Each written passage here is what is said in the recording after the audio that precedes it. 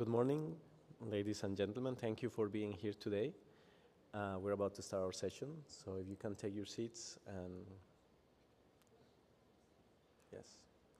So it is a pleasure to be here with you. My name is Eric Rizadaya. I'm the Deputy Director of the Project Facilitation and Support Division in ARENA. It's been very intense 3 days, so we're very, very honored by having you here. We know that you have been running from session to session and that it's been a lot of information being delivered. We have had a lot of very interesting panels, and today it's not going to be less interesting than the others. So we are all aware that it is a reality that our world is going through this climate change crisis, and something that we are also very aware is that the climate change crisis is an energy crisis, and that is something that I would like to repeat again. The climate change crisis, it is an energy crisis that we all need to face together because the implications are real in each of our communities, in each of our lives, in each of our families. In order to face this crisis, we need to come to the reality that we need to work together. It is a crisis about not only generation, but also about transmission. It is about being responsible about the choices we make. It is about being responsible about the resources that we have and how we utilize them. Today's dialogue, we will be diving into, as you can see, green hydrogen, which has been around for a while, but lately is becoming more and more crucial and more popular when it comes to energy generation, transmission, and storage. The MENA region is located with a unique potential for green hydrogen. There are a lot of the confluence of combination of natural resources, human capital, the technology readiness, putting the MENA region as a unique key player in the position for the transition from fossil fuels to green energy. And we have also been talking about this transition and underlining that the transition, it is exactly that, a transition. It's not about turning off the key of fossil fuels and starting from ground zero with renewable energies. It's about making a responsible transition, taking all the lessons learned that we have from years of using fossil fuels and applying these to what is coming next, to what we are doing now. The objective of this section is just to leave us all with very actionable insights about what needs to be done in terms of policy, in terms of social, capital, economic implications of this transition, especially for the MENA region and also for the globe. We have to be aware that all the decisions that we take here today and all the insights that we leave this room with are going to have an impact not only on this region, are going to have an impact on the entire planet, are going to have an impact on our societies, are going to have an impact on the future generations that are going to be coming after us. So it is our responsibility to be responsible about what we are going to be saying, putting out there, and then deciding. So allow me to pass the word to my colleague, Simon Ben-Marraze, who is the team lead of ARENA's Innovation and Infrastructure Unit.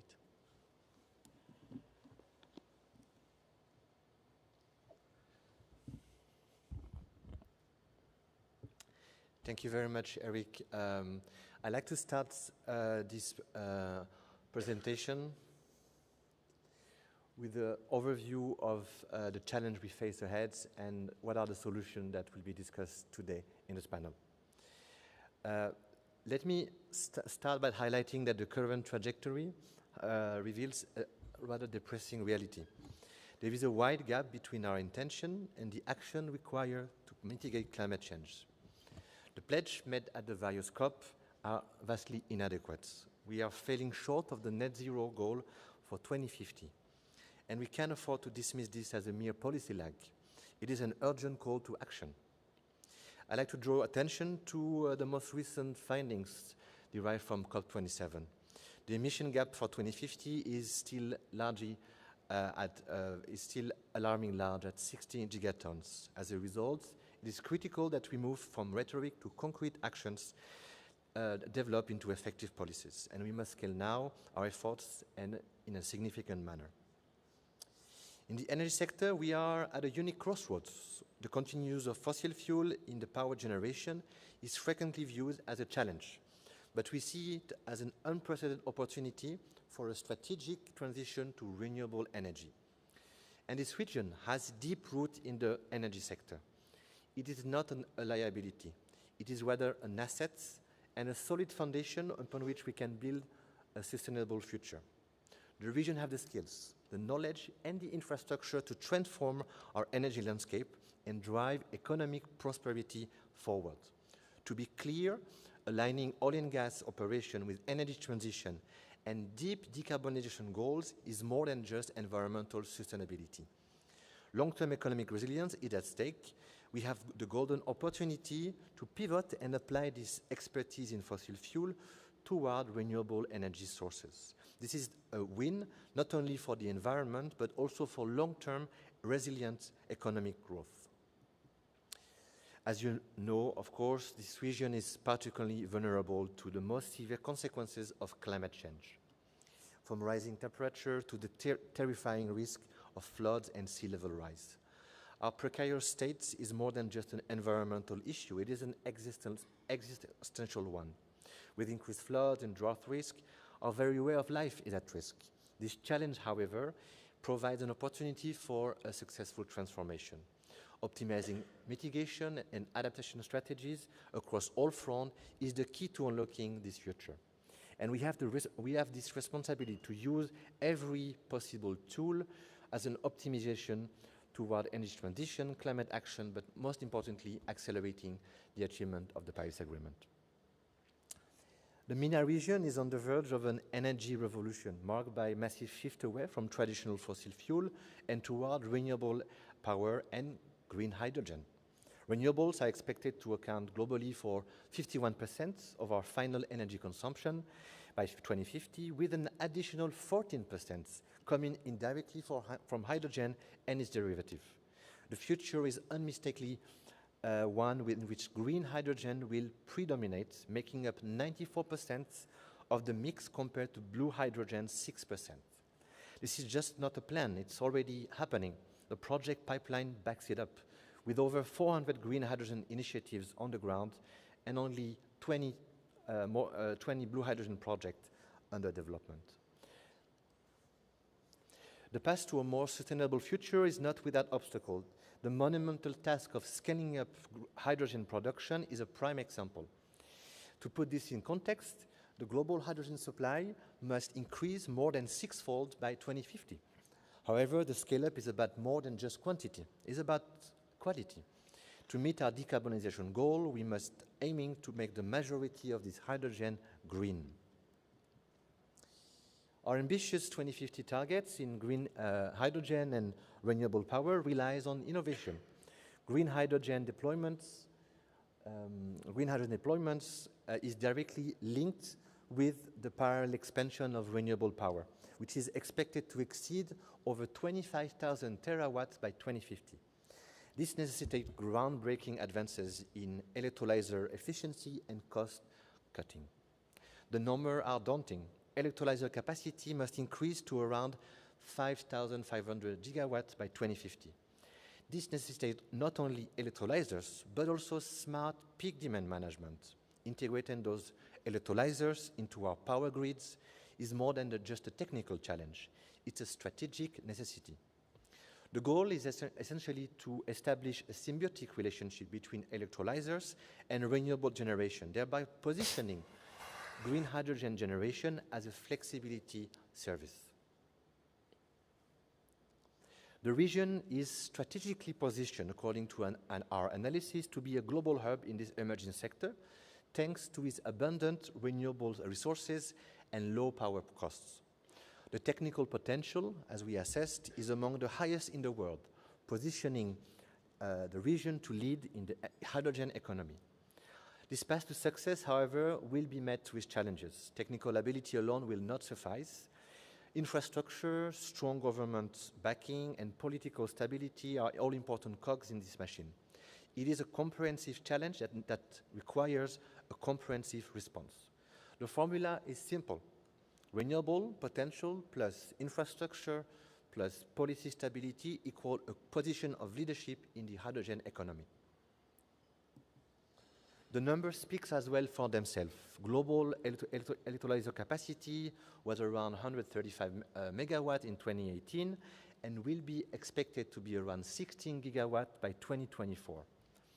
The EMEA region, which includes the MENA region, is not just a bystander in this explosive growth. It is a major contributor, accounting for 53% of total investment plan for 2024. This level of dedication is impressive. It is strategic. It demonstrates that the MENA regions recognize the importance of hydrogen in shaping our energy future. Our collective investment is more than just financial commitment. It is a pledge to lead, innovate, and leave a lasting impact.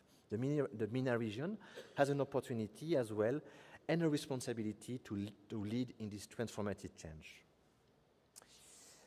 We need immediate and coordinated action to ensure progress in this field and ensure that green hydrogen scale up appropriately in the region. There are obvious opportunities in front of us.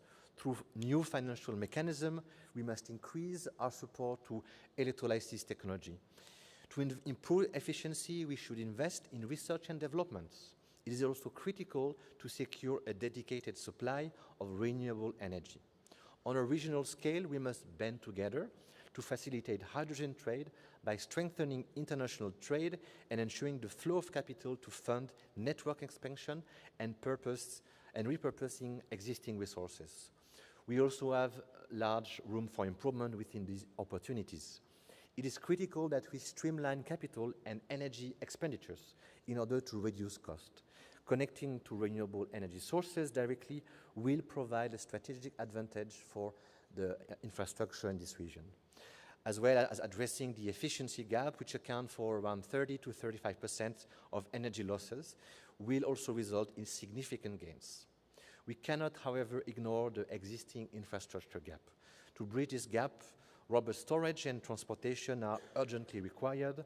It is as well critical that we upskill our workforce in order to realize the full potential in this economy, and new infrastructure investment is critical to close the funding gap. Finally, the way forward is clear. Let us seize this opportunity of green hydrogen, close the gaps, and take bold, coordinated actions toward a hydrogen-powered future that benefits all of us. Thank you very much. I will now hand over to our moderator, Luciano, to introduce the panel and continue with the sessions. Thank you so much. Thank you, Simon. Good morning. It's a pleasure to meet you today in the morning. We are grateful for the Kingdom of Saudi Arabia's government for hosting this Climate Week and for our partners for hosting this panel with us. After Simon's great presentation, I will intend to walk you through some of the key aspects that were mentioned there, illuminated by the words of our great panelists, which will walk us through the role of hydrogen in the region for achieving net zero by 2050, the role of infrastructure, regulation, finance, and the particular development needs for the region in terms of hydrogen. For this, we have a great panel today. I will call you to the stage, starting with Radia Sedawi. She is the Chief of the Energy Section of the Sustainable Development Policies Divisions of the United Nations Economic and Social Commission for Western Asia. Radia, welcome. We have also today Dr. Samir Rahidi. He's Director General of the Research Institute for Solar Energy and New Energies of Morocco. Good morning. Dr. Said Al-Gharib. He's the General Director of Hydrogen and Circular Carbon Economy of the Ministry of Energy of the Kingdom of Saudi Arabia. Welcome, Dr. Said. Dr. Majid Mahmoud, Technical Director of the Regional Center for Renewable Energy and Energy Efficiency of Egypt. Mr. Jan Morkos, Senior Investment Officer and Regional Sustainable and Climate Finance Lead of the International Finance Corporation, and Abdulrahman Kurdi, Advisor in the Hydrogen Diplomacy Office of GIZ. Welcome, Abdulrahman. So if you don't mind, I will join you and start right away with the questions based on this first presentation shared by Simon. And I would like to start with you, Radia.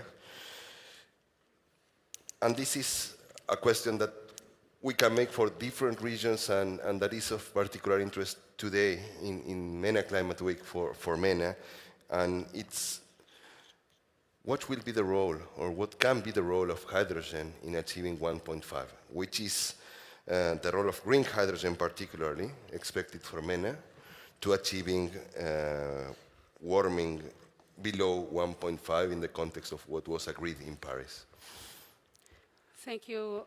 Thank you very much, and thanks for hosting this event. And my understanding that we speak about hydrogen horizons, but your question is addressed on the green hydrogen. From the MENA regional perspective, I believe that, and since we are hosted by the Kingdom of Saudi Arabia, who had the leadership in looking to the integrated approach following the circular carbon economy framework, we're already recognizing that certainly carbon removal is needed, but before that, you need to reduce the carbon by using and changing, transforming your energy system.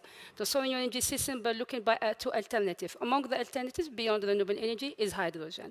But hydrogen potential as a source of energy that would help to address the global warming, but more importantly, it's also a source of fuel that will help the economic and social development, provided that we do have the enablers in place. From the MENA regional perspective, just maybe to start by the end, what you expected me to say, maybe from the role of the region, which I start with before talking about hydrogen, be it green, gray, and purple, depending on the color we speak about, but let's put it as clean hydrogen as a per definition, in order that we may agree from different regions on a certain terminology. But hydrogen, from a role of the region, which currently is an oil and gas producer, has the potential not only in terms of infrastructure, in terms of know-how of leading in the energy sector, but also in terms of human capital. On the technology aspect, globally, we are not on track to put hydrogen as competitive, specifically, I think the presentation done by our colleague from ERENA clearly indicate that we speak about more than 4 times, if I may say, the cost of green hydrogen versus the blue hydrogen. Certainly all of us in the frame of addressing the climate, I would say, a crisis, but also ensuring that whatever solution that we bring to the table, there are solutions that ensure social and economic development to all nations. So the region which now lead in the energy sector have a huge potential, not only in terms of potential of renewable energy that will help to have a green hydrogen in place, but also hydrogen as a clean hydrogen. The region has all the enablers to be leading globally in the hydrogen, be it as a market for the Asian market or European market, and will serve to ensure also not only the internal energy security, but also the regional and global energy security. Around 59 announced projects. And certain countries already are around 6 and even 7 projects that are already, launched and the contract were signed. And obviously, when we speak about this, we are, I think, around 85% of what globally we speak about hydrogen.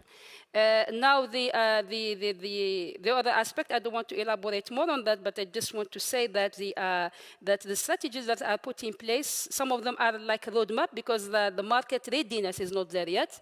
And you need to ensure that you have certain enablers to put hydrogen on track in terms of financing and the ESG compliance. So in order to ensure that it's accepted also from the global community and since we are in the MENA Climate Week as well, so this is our entry point in this platform. But at the same time, take it from an integrated approach from the economic and social and environmental dimension.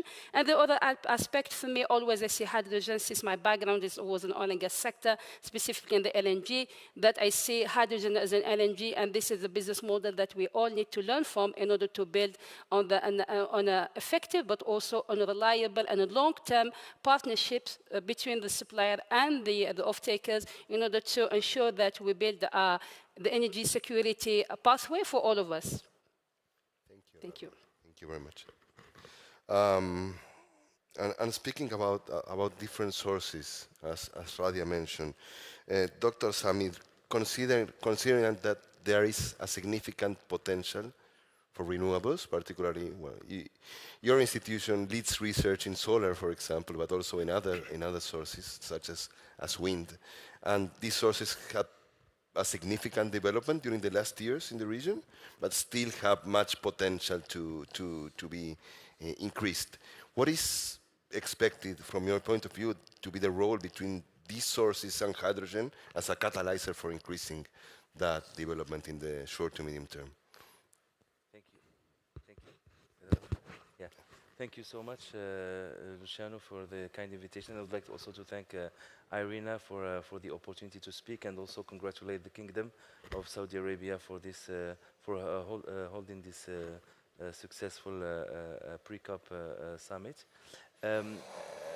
If you allow me, before answering directly your question, Luciano, allow me please 3 general remarks, as objective as possible, because I'm defined sort of militant or advocate for green hydrogen or clean hydrogen in general, as Radia mentioned. But allow me please to be a bit objective in 3 little remarks. First of all is probably to touch up on the importance of the opportunity that was mentioned in the presentation of Simon. And for this, to simplify the figures, I would like to share with the attendants a simple rule. The rule of 1, 10, 20, and 30. So it's for each 1 million ton, we need 10 gigawatts of electrolysis capacity. And for green hydrogen, we need 20 gigawatts approximately of renewables. And it will cost $30 billion of investment. Más o menos. It's l'épaisseur du trait, as we say in French.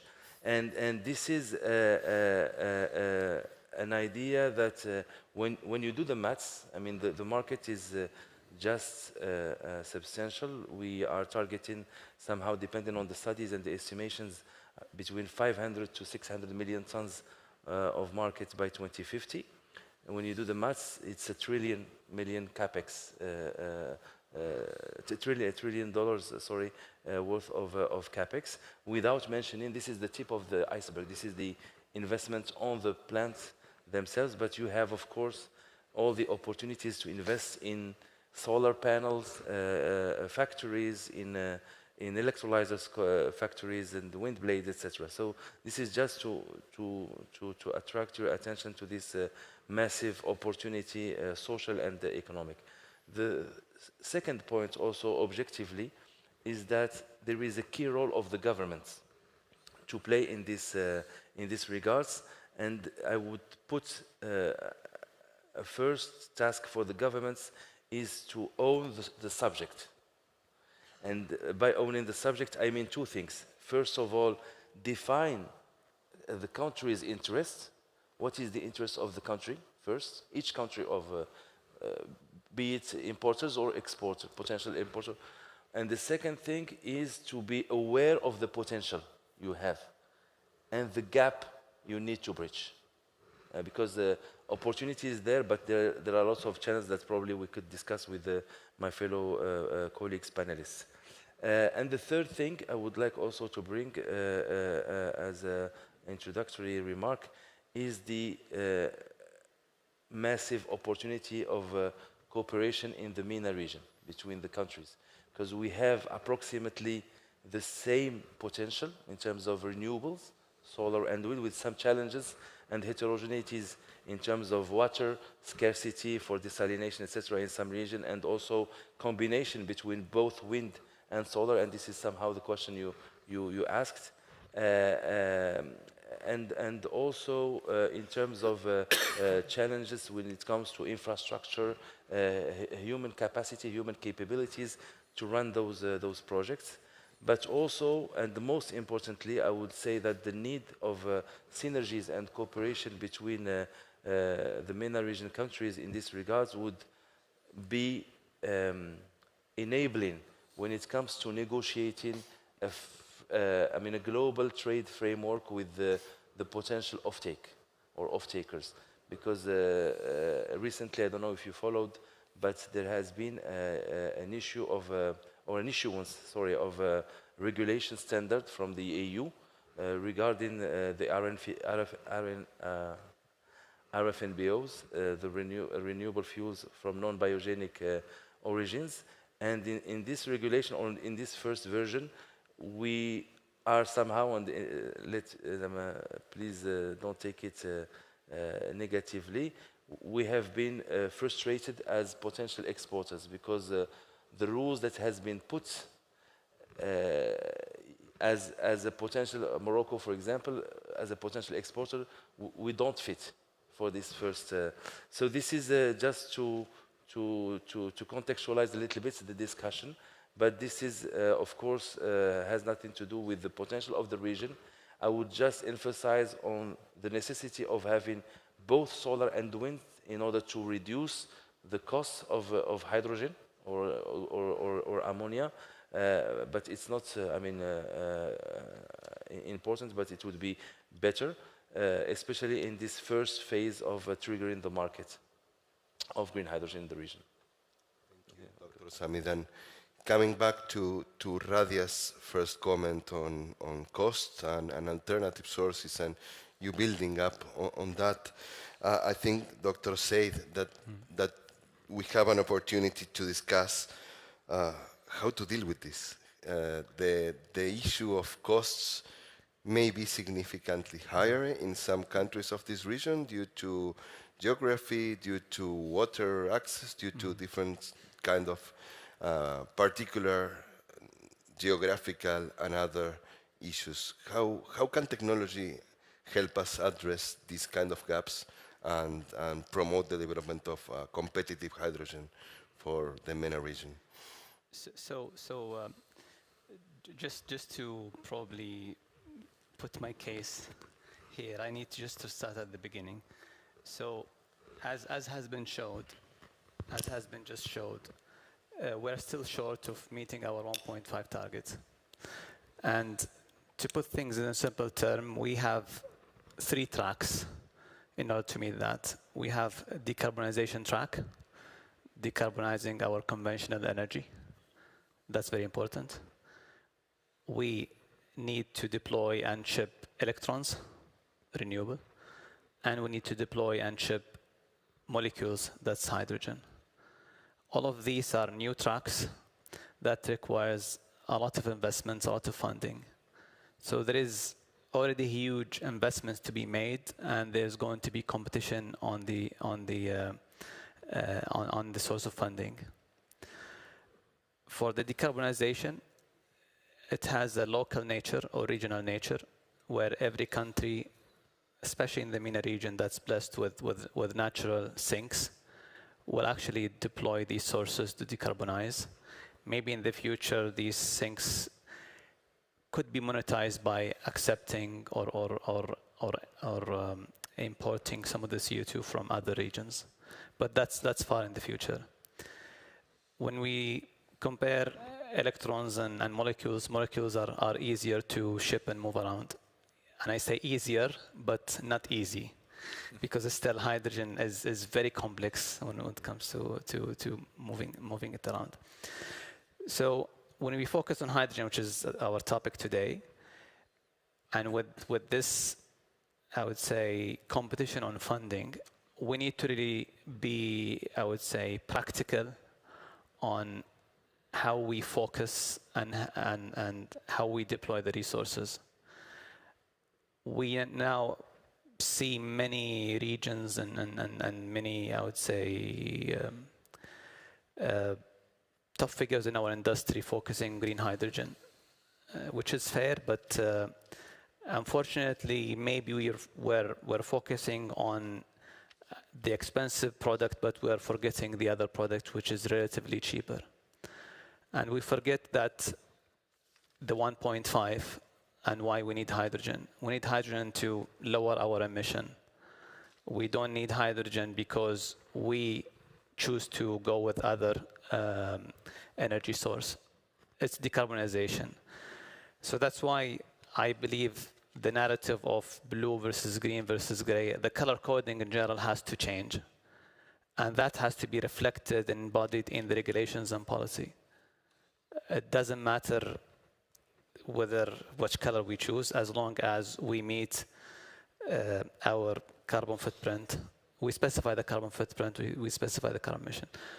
Technology will play a major role, and technology should be actually advancing for all types of hydrogen, blue, green, and the other shades that still exist. So in order for us to deploy technology, we need to really start scaling up. Scaling up will help us to really test technology and fine-tune as we go further.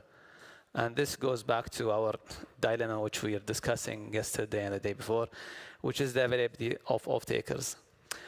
The challenge is that because we are publicly saying that hydrogen costs will go down, and it will definitely go down. That's nature of life. As you scale up, it will go down.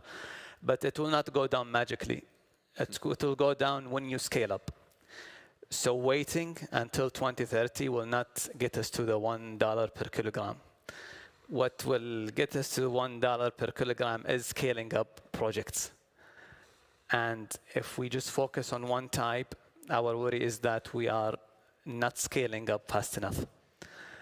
So technology is very important, but we need to really start scaling up so that we can test technologies and we can enhance technologies. And that, of course, technology as one lever will help us to get to that $1 per kilogram. But scaling up is very, very important. And that's what I believe we should do. We should refine our regulations.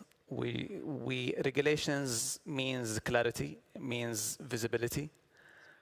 And changing regulations every once in a while will actually make the situation worse, because now you're increasing uncertainty. So we need to focus on get the right regulations, and the right regulation will drive scaling up and will drive the deployment of technology. Thank you, Dr. Seydan. Building on that need for certainty about the rules of the game from now on, and stable rules of the game, and the challenge to scale up, and for scaling up, there's one key thing apart, which is infrastructure. We need to deploy a large infrastructure which will be different in different regions, in different countries, and that is why I want to ask Dr. Majid about that. Which is the challenge for infrastructural building in the MENA region related to hydrogen development? Is it different from other regions? What are the particular needs and challenges that we are facing here right now to achieve those scales through infrastructure? Thank you very much. In fact, the debate is very nice. And can you hear me well? No, we can't. Yes. Okay, can you hear me now? Okay. The debate, in fact, is very interesting. And we are hearing several voices. We have heard from Radia on the importance, and Samir reflected the fact that we cannot really predict how the market will grow, because for example, now we have regulations that will hinder us from exporting. And so sometimes importing gas, but exporting, gas, for example, natural gas, but importing oil. And so there are different needs. And here it is important to look into the national demand and the regional demand, and then the neighboring regions' demand. And for example, when you look into when we say green hydrogen, the term green means renewables for us, simply. When you look into the history of the past 10 years, we have been very much successful in bringing the prices of renewable electricity to unprecedented levels. 1.04 in Saudi Arabia, 1.1, 2 cents in Egypt, 2 to 3 in Morocco, and so on. And this was because of the business model, not only because of the resources, but the business model, the incentives that we injected into this market. But when you look into the targets and where we are right now, you'll find that many countries, we have success stories. We have seen the leadership in Morocco, in Egypt, in Jordan at the beginning, and then Gulf countries picked up and, in fact, moved very fast, so that we are expecting in the near future that they will They are already now big player in the market of renewables. But when you look into the 22 Arab countries, this is not the same case. There are issues. There is a gap between what was announced as targets for renewable energy and what is being implemented. And if you took, for example, the big two leading markets for electricity in the region, Saudi Arabia and Egypt, the targets that were announced before hydrogen buzz, before all the talks about hydrogen, were around 59 gigawatts in Saudi Arabia by 2030, something like that. And in Egypt, it's 42% from the electricity mix, which translates, based on my calculation, up to 50 gigawatts, additional gigawatts. Where we are right now, we are on 6, roughly 6, and 4 gigawatts are under implementation. So within 10 years, less than 10 years, you need to bring additional at least 40 gigawatts. 40 gigawatts. Think about the grid capacity to absorb that. Infrastructure challenge. We are speaking about the renewable energy on its own. When you add hydrogen, and now Radia referred to around 60 projects in the region. My calculations are around 64, Radia, also. This is based on the announced. Some of them are already producing, like an emirate, like in Egypt, in the Free Suez Canal zone, 100 meg. But when you think about how we are aspiring to scale up this, and think on the readiness of the grid alone, if you combine the renewable energy targets with the green hydrogen targets, and then you think about, wow, this is gigantic scale. This is an opportunity also for the market to grow, but we need to plan. If we fail to plan, we plan to fail in this regard. I'll steal that for you. Mm-hmm. I'll steal that phrase from you. Okay, please, go ahead. And in Egypt, we say, the best way to dream is to wake up. We need to wake up in order to achieve our dreams. Yes. قبل ما تحلم فوق in Arabic. Simply. This is a song, by the way. Yes. So, just speaking about green showed us that we have a very, I would say, very good possibility to grow, but very challenging also in terms of making the grid flexible enough to absorb renewables, fluctuating renewables, making sure that the electrolyzers will always produce, so you need the backup from the grid, the balancing power, etc. So this is one word, green. When we took into hydrogen, when to get into hydrogen, I'm sorry. And I agree very much on the concept that now it is a time for cooperation of competitors to create clean hydrogen economy so that we have the mass, the scale, that we can reduce costs. I agree, this is called co-opetition, cooperation of competitors. This is what we need right now. So till we scale them up, we can see also other forms of hydrogen to grow hand in hand till we have the green. The green will prevail at the end. We are sure of that. Being Irina or Rikri, we are sure that the green will prevail at the end. But till we have that, we need to scale up the market, as was indicated. Getting into which technology we should go for. We do not have the size of electrolyzers. We have seen from Simon, it's only 1 gigawatt now worldwide. To have this scale that we are all looking at, which technology would prevail? We have seen that the technology reduction in photovoltaic was mainly because of the cost disruption in the technology itself, because of the technology development. So would it be alkaline electrolyzers, BAMs, others? Who knows? There is uncertainty here in that. And when you are making a decision that would cost billions for having 10 gigawatts project, 2 gigawatts, there is here a certain amount of uncertainty what will happen within a couple of years. And unless you have a secured BBA, similar to electricity, for several years to come, then you are in a big trouble. And if you think about the incentives that is given, for example, in the States, through the IRA, $3 per kilogram, then should we compete in making incentives? When you look into the regulation for the European Hydrogen Bank, which is not yet having international leg, we are promised that they will have international leg that we can use.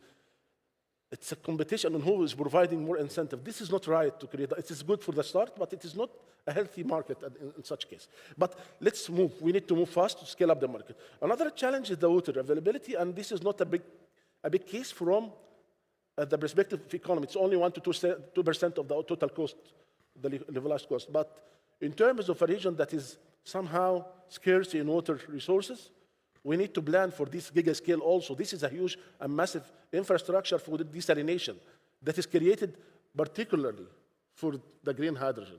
So you need to work in that also. Another thing is we produced the hydrogen, green hydrogen, clean hydrogen. I will not speak about the infrastructure needs for carbon capture and sequestrations. This is another story. But now we need to compress or liquefy this hydrogen and transport it. And then when you think about the cost of compression now, it's from $1 to $7 per kilogram.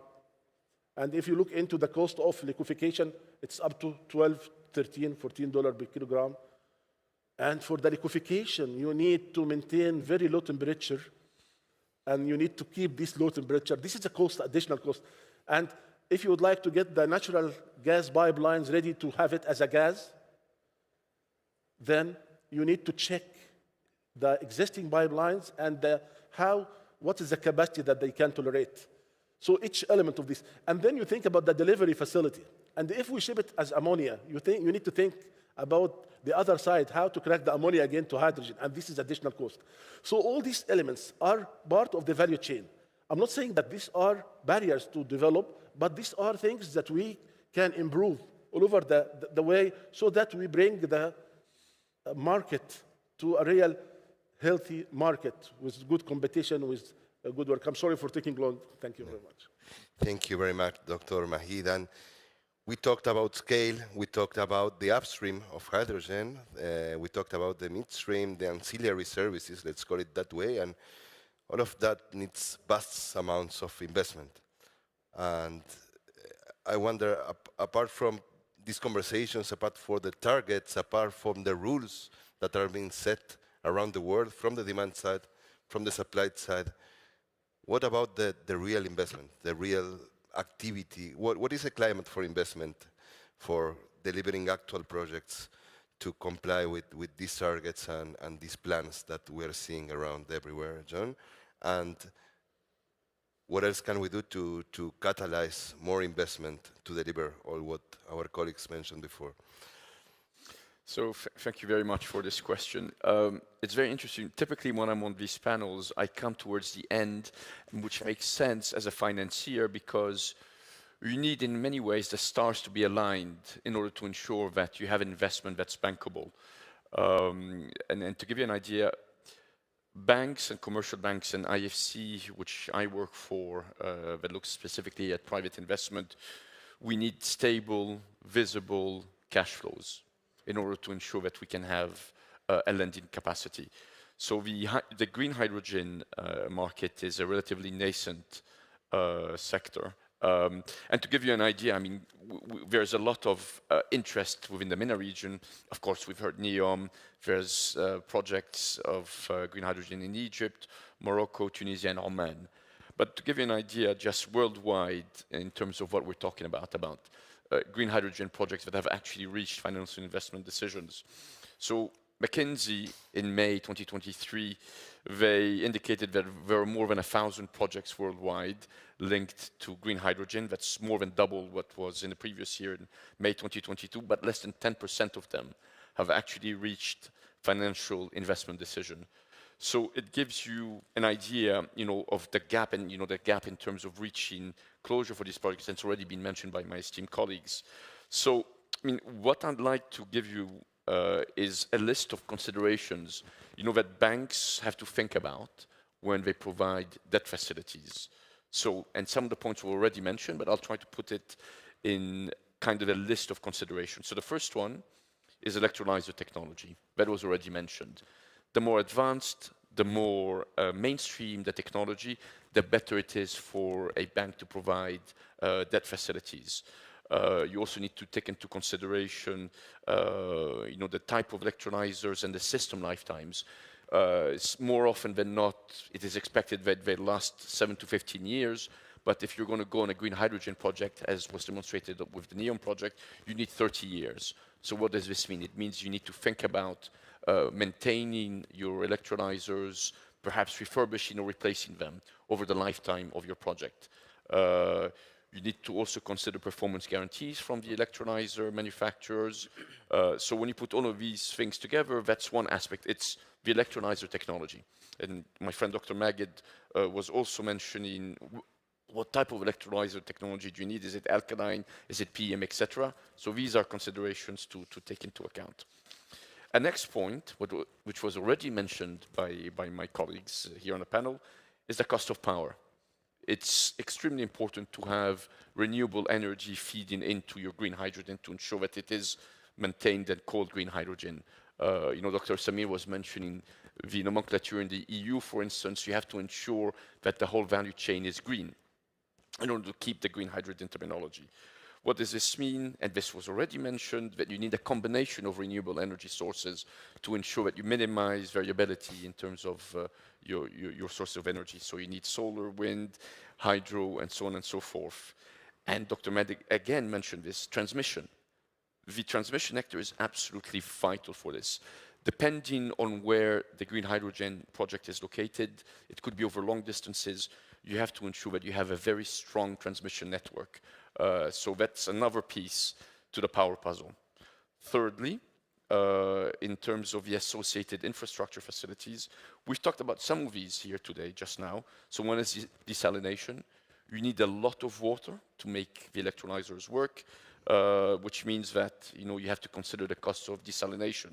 You know, apparently, you need 15 liters of portable water for each kilogram, 1 kilogram of green hydrogen.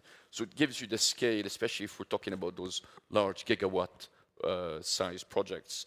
So desalination is one, but port infrastructure as well. So if you're going to be exporting, you have to choose you know, the relevant port location. You have to ensure that the port facilities are right, that you can store as well the hydrogen. So storage is another component to take into account. And pipelines is another thing that was mentioned today. So that's the associated infrastructure. Fourthly, and we've also talked about it briefly, is project competitiveness. I'm not saying anything new compared to what the panel is saying. You have to ensure that green hydrogen is competitive compared to the alternatives. And I hear what Dr. Zaid is saying you should not really, you should look holistically at all the sources of energy, but here we're talking about green hydrogen, so we have to think about the competitiveness, at least from a financier's point of view. So it's quite clear that from a policy perspective, you need a number of things. One is perhaps subsidies from governments and blended finance to help scale up. Very often in these early stage type of nascent markets, you need concessional finance and blended finance to help that, which are hard to come by. But as a financier within the IFC, we have access to basically these pockets of monies. And there are a number of other considerations, and I'll just list them very, very briefly in the interest of time. Construction risk, you know, the gurus of project finance will know that construction risk is, you know, typical. Here, it's unavoidable. Regulatory risk, which we mentioned. You also need, of course, a very strong offtake. If you look at the NEOM case, it was a 30-year offtake, take or pay, with a known price. And it's absolutely vital for a financier to have an offtake with a known price, because I believe it would be difficult for commercial banks to take merchant risk on at least today on a green hydrogen project. And of course, wearing the IFC hat, other elements that you have to think of from an ENS perspective, you know, land acquisition. Globally. So I wonder, what is the role of policy here? Which are the gaps that policy can fill into and try to address to make this finance happening for having this infrastructure and upstream projects on the ground as soon as possible? Okay. Salam, and good morning to all. It's indeed an honor to stand before you today, sharing the stage with that distinguished speaker. I would like to give a big thank you to Arena for making all of this possible. Green hydrogen is gradually being recognized as a crucial component in achieving sustainable energy transition worldwide. In the context of MENA region, which is rich of renewable energy potentials, the development and the adoption of green hydrogen could be highly advantageous. So the policies in the MENA region, let's give you an overview about it. It must implement incentive for development and deployment green hydrogen and green technology as well. For example, Saudi Arabia and Morocco sharing the same target, which is generating 50% of their electricity by 2030. Is it right, Samir? Yeah. So we should provide subsidies, tax benefits for green hydrogen projects to increase and stimulate investment for green hydrogen projects. Look at Oman, signed $10 billion for hydrogen deal to boost their net zero ambitions plan. We must ensure the infrastructure can absorb the high proportion of renewable energy and use it directly. That means direct use of electrification to support green hydrogen production. Needless to say, NEOM is one-of-a-kind project. Encouraging R&D in general, especially in hydrogen storage, because this is the case. Storing hydrogen, it's a huge issue because you need to call it minus 200 degrees Celsius. It's waste of energy as well. So this can lead to patents. And these patents could be another income for the government as well. So finally, we need even more engagement, international cooperation, knowledge sharing is something really, really important. We must have like alliance with the green hydrogen and global initiatives to have the ability to access to international funding and sharing expertise. So let's jump into the gaps. Let's answer this question by taking Saudi Vision 2030 as our reference. The Vision 2030 is an ambitious national plan designed to diversify our economy, lessen its dependence on oil, and develop the private and public service sector.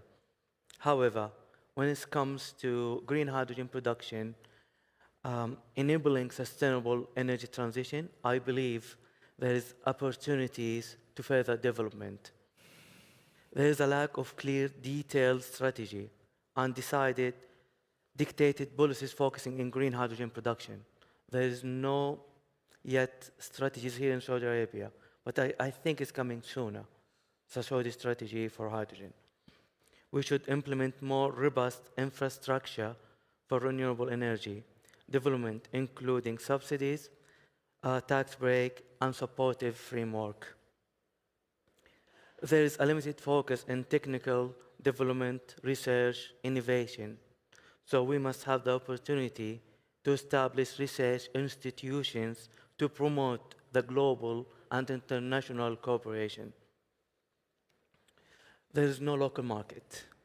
There is no local market for using hydrogen in Saudi Arabia or in other markets. We speak about Morocco or the MENA region in general. And the market for the global market doesn't establish yet. The price is really high. It's not affordable to have a green hydrogen at the moment. So we have the opportunity to engage a strategic partner in the global level to knowledge exchange, technical transfer, and possible market access. So to summarize all of that,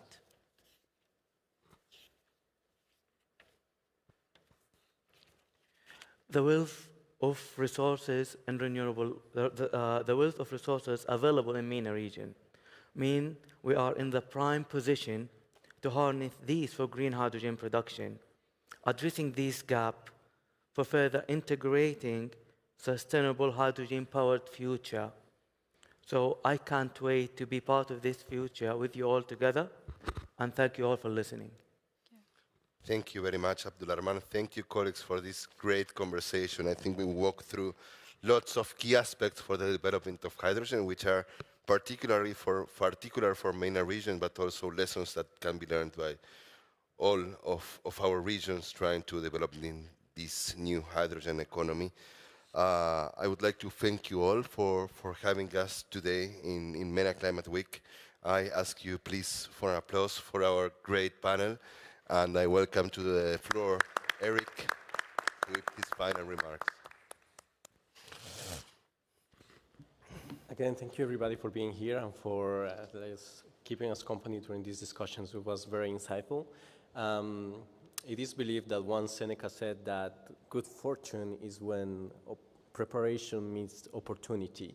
In this case, I think our good fortune is when preparation meets a challenge. And we have to focus on that.